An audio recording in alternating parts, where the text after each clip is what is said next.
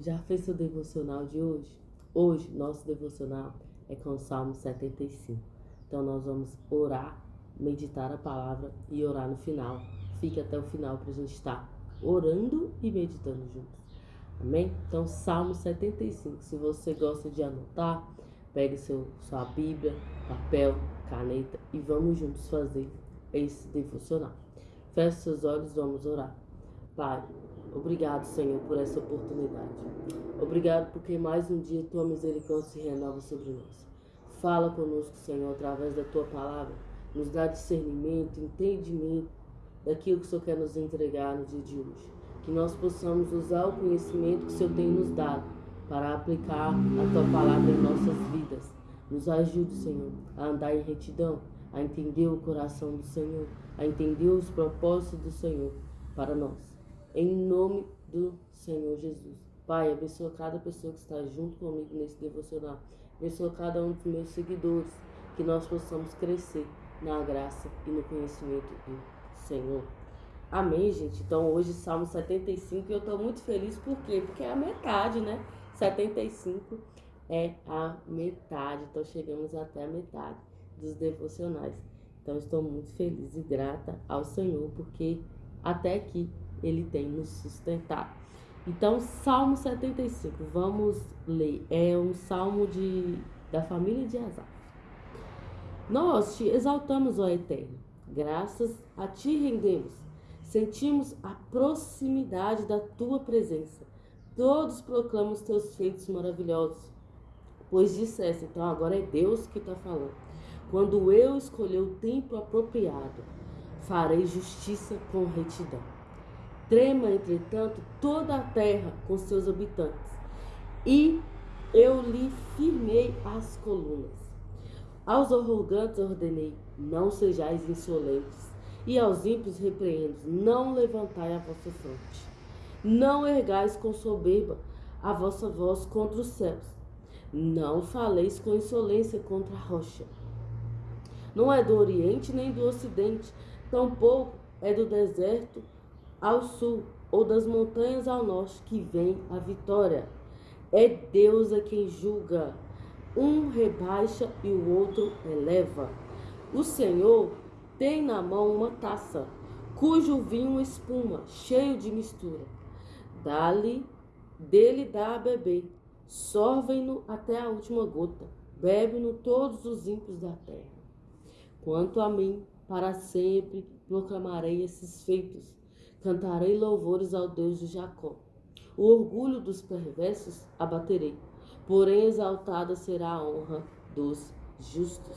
Amém, gente? Então, um salmo falando da grandeza de Deus, que é Deus é quem exalta e é Deus é quem abate. Então, nós devemos confiar no Senhor, confiar a nossa vida no Senhor.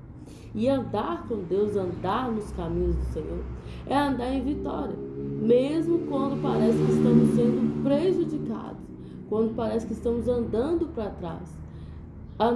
Se estamos andando com o Senhor, o deserto é avanço. Se estamos andando com o Senhor, recuar é avanço. Quando o arqueiro vai puxar a flecha para lançar, ele puxa ela para trás. Então, às vezes, Deus nos esconde de situações, nos esconde das pessoas e a gente se ofende com esse esconderijo. Quando, na verdade, Deus está nos preparando. Porque se eu pular etapas, essa etapa que eu pular, esse propósito que eu quero avançar rápido, viver rápido ou pular etapas, eu vou sentir falta dela lá na frente. Então, é muito melhor a gente esperar no tempo de Deus. Porque aqui está falando, Ele que sabe o tempo. Não é do Oriente nem do Ocidente, tampouco é do deserto ao sul ou das montanhas ao norte que vem a vitória. Deus é quem julga, a um rebaixa, a outro eleva.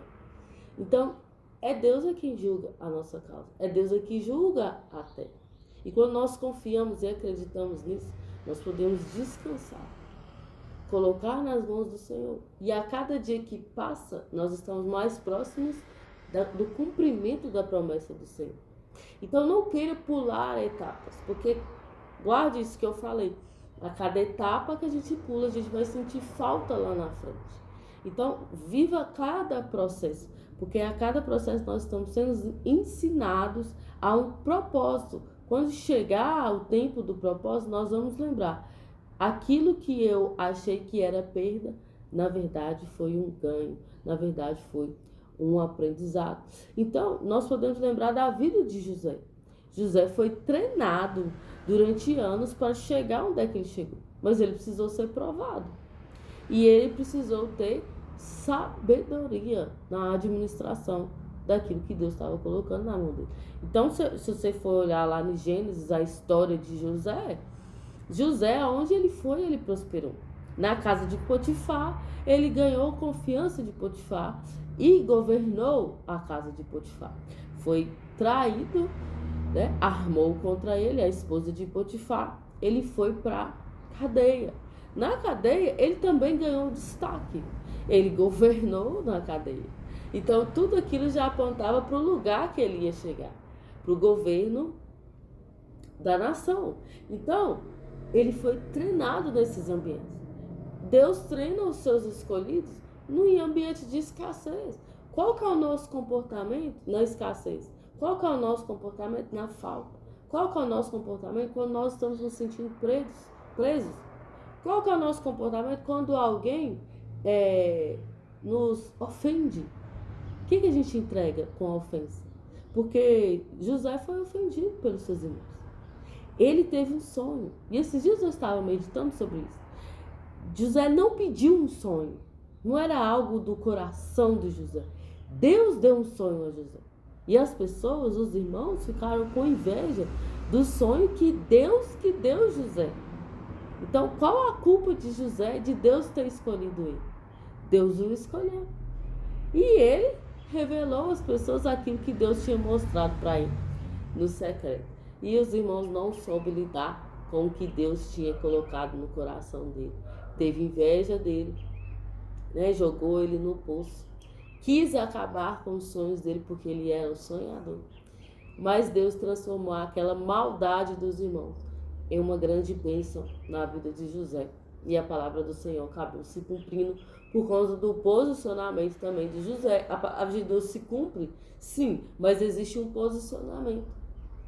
Porque se a gente for ver na palavra, Sansão também tinha um propósito na vida dele. Ele foi escolhido desde o ventre da mãe. Só que ele decidiu viver de forma errada. E aí ele cumpriu o propósito, porém ele morreu cego. Então, existem duas formas da gente viver o propósito de Deus. A nossa maneira, que foi como Sansão viveu. Ele não soube parar, ele avançou naquilo que é errado, ele se envolveu com mulheres que o Senhor falou que não era para se envolver.